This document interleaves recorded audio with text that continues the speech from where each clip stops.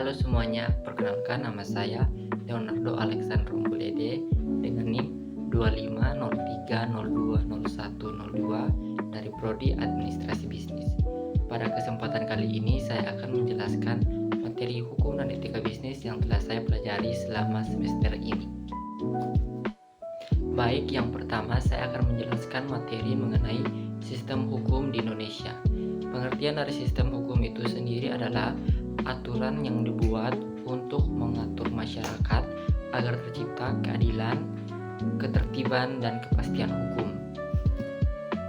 Hukum sendiri memiliki beberapa tujuan utama, seperti menciptakan ketertiban, memberikan keadilan, melindungi hak masyarakat, dan memberikan kepastian hukum bagi masyarakat sosial.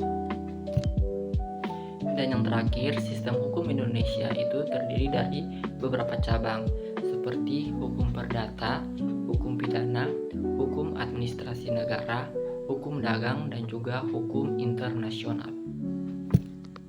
Selanjutnya, materi kedua yang akan saya bahas adalah mengenai kepailitan dan juga kebangkrutan. Nah, apa sih kepailitan itu? Jadi, kepailitan adalah kondisi ketika seseorang atau perusahaan dinyatakan tidak sanggup untuk membayar utang secara putusan peradilan. Lalu, apa bedanya antara kepailitan dan juga kebangkrutan? Jadi, kalau kepailitan itu yang pertama ada status hukum yang diputuskan oleh pengadilan, dan juga yang kedua ada proses hukum yang jelas. Sedangkan kalau kebangkrutan yang pertama itu kondisi ekonomi atau keuangannya itu sedang buruk atau sedang tidak baik-baik saja. Lalu yang kedua itu proses hukumnya itu belum tentu. Berikutnya, apa faktor internal dan faktor eksternal yang menyebabkan kebangkrutan? Jadi kalau faktor internalnya yang pertama ada manajemen yang buruk, yang kedua ada kesalahan pengelolaan keuangan, dan yang ketiga adalah kurangnya inovasi. Sedangkan kalau faktor eksternalnya yang pertama ada krisis ekonomi, yang kedua ada persaingan bisnis, yang ketiga ada perubahan teknologi, dan yang terakhir ada pandemi atau bencana. Dampak dari kepailitan itu yang pertama karyawan kehilangan pekerjaan, yang kedua perusahaan berhenti beroperasi, dan yang ketiga kreditur mengalami kerugian. Lalu yang terakhir langkah pencegahan dari kepailitan yang pertama berupa mengelola keuangan dengan baik, yang kedua mengontrol utang, yang ketiga membuat strategi bisnis yang tepat, dan yang terakhir melakukan evaluasi kerja. Berikutnya materi yang ketiga yang akan saya bahas adalah mengenai sistem ekonomi. Jadi pengertian dari sistem ekonomi sendiri adalah cara suatu negara mengatur kegiatan produksi, distribusi, dan konsumsi untuk memenuhi kebutuhan masyarakat. Sistem ekonomi sendiri terbagi menjadi beberapa jenis. Yang pertama itu ada sistem ekonomi tradisional, yaitu berdasarkan adat dan kebiasaan masyarakat. Lalu yang kedua ada sistem ekonomi pasar, yaitu kegiatan ekonomi ditentukan oleh mekanisme pasar. Yang ketiga ada sistem ekonomi komando, yaitu pemerintah mengendalikan seluruh kegiatan ekonomi. Dan yang terakhir ada sistem ekonomi campuran, yaitu gabungan sistem pasar dan campur tangan pemerintah. Lalu di Indonesia sendiri sistem ekonomi yang digunakan adalah sistem ekonomi Pancasila yang menekankan keseimbangan antara kepentingan individu dan juga kesejahteraan masyarakat. Materi keempat yang akan saya bahas adalah mengenai etika dan juga organisasi usaha. Jadi pengertian dari etika itu sendiri adalah pedoman mengenai perilaku yang dianggap baik dan benar dalam kehidupan maupun dunia kerja. Sedangkan pengertian dari organisasi usaha adalah struktur yang mengatur pembagian tugas dan tanggung jawab dalam perusahaan untuk mencapai tujuan bersama. Prinsip-prinsip dalam etika dalam organisasi itu ada beberapa. Yang pertama ada kejujuran, yang kedua ada tanggung jawab, yang ketiga ada keadilan, yang keempat ada transparansi, dan yang kelima ada integritas.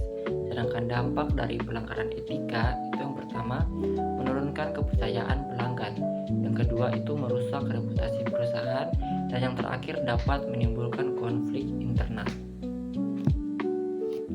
Yang berikutnya adalah cara menerapkan etika. Yang pertama itu membuat kode etik, yang kedua memberikan pelatihan etika, yang ketiga menjadi teladan yang baik, dan yang keempat menegakkan aturan secara konsisten. Yang terakhir yaitu mengenai peran organisasi usaha dalam kinerja perusahaan. Yang pertama, membagi tugas dengan jelas. Yang kedua, meningkatkan efisiensi kerja. Yang ketiga, mempermudah pengawasan. Yang terakhir itu membantu pengambilan keputusan. Berikutnya yang kelima, saya akan menjelaskan dua materi sekaligus, yaitu mengenai etika dan manajemen pemasaran serta etika periklanan.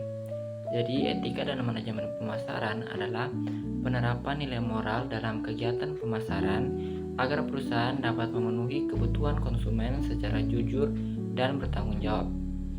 Prinsip utama dari etika pemasaran meliputi kejujuran dalam menyampaikan informasi produk, keadilan kepada seluruh konsumen, transparansi mengenai harga, kualitas, dan risiko produk, dan juga tanggung jawab sosial terhadap masyarakat dan lingkungan. Pelanggaran dalam etika pemasaran itu dapat berupa iklan menyesatkan, manipulasi konsumen, penyalahgunaan data pribadi, dan persaingan tidak sehat. Penerapan etika pemasaran akan meningkatkan kepercayaan konsumen, loyalitas pelanggan, serta citra perusahaan. Lalu berikutnya mengenai etika periklanan. Etika periklanan adalah aturan moral yang mengatur pembuatan dan penyampaian iklan agar tidak menyesatkan atau merugikan masyarakat. Prinsip dari etika periklanan itu meliputi yang pertama, kejujuran dalam isi iklan, yang kedua, tidak menipu konsumen, yang ketiga itu menghormati norma dan kesopanan, dan yang keempat itu memiliki tanggung jawab sosial. Pelanggaran etika periklanan itu dapat berupa iklan berlebihan, testimoni palsu, penyembunyian informasi penting, dan juga eksploitasi emosi konsumen. Jika etika diterapkan, kepercayaan masyarakat itu dapat meningkat dan reputasi perusahaan menjadi lebih baik. Selanjutnya, materi ke-6 yang akan saya bahas adalah mengenai etika dan manajemen sumber daya manusia atau MSDM. Jadi pengertian dari MSDM itu adalah proses mengelola tenaga kerja agar tujuan organisasi dapat tercapai secara efektif dan efisien. Fungsi dari MSDM sendiri adalah rekrutmen karyawan, yang kedua ada pelatihan dan pengembangan, yang ketiga ada penilaian kerja, dan yang terakhir ada pemberian kompensasi. Etika-etika yang diterapkan dalam MSDM meliputi yang pertama, tidak diskriminatif, yang kedua, adil terhadap semua karyawan, yang ketiga, menghargai hak pekerja, dan yang terakhir, menjaga kerahasiaan data karyawan.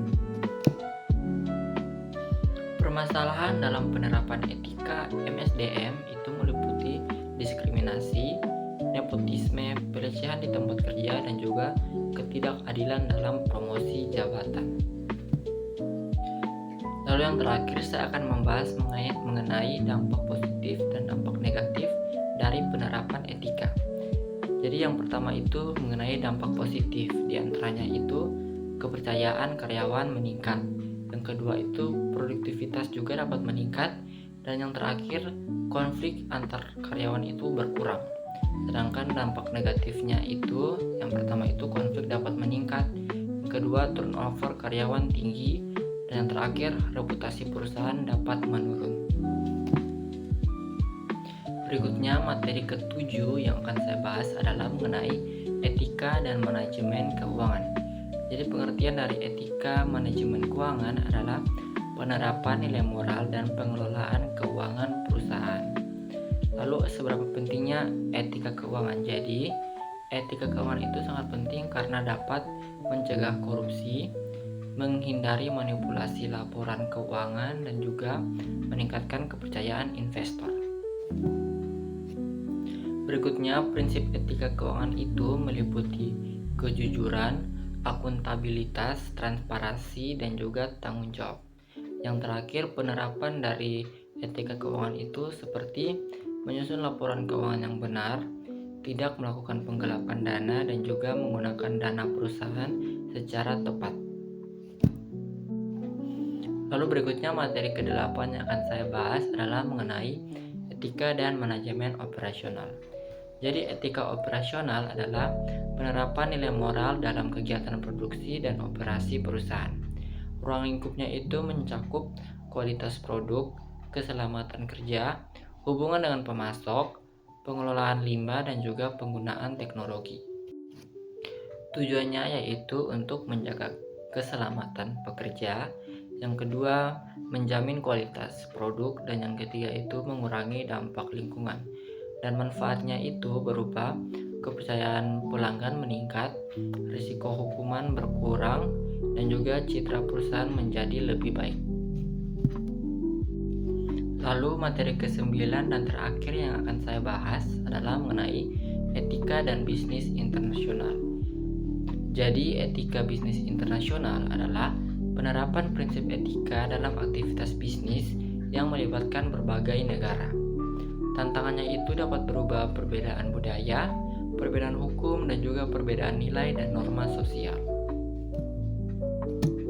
Prinsip-prinsip yang harus diterapkan dalam etika dan bisnis internasional itu meliputi yang pertama, menghormati budaya negara lain, yang kedua, menjaga kejujuran dan transaksi, yang ketiga, tidak melakukan suap, dan yang keempat, mematuhi hukum internasional. Sedangkan tujuannya yaitu berupa menciptakan hubungan bisnis global yang adil, berkelanjutan, dan saling menguntungkan.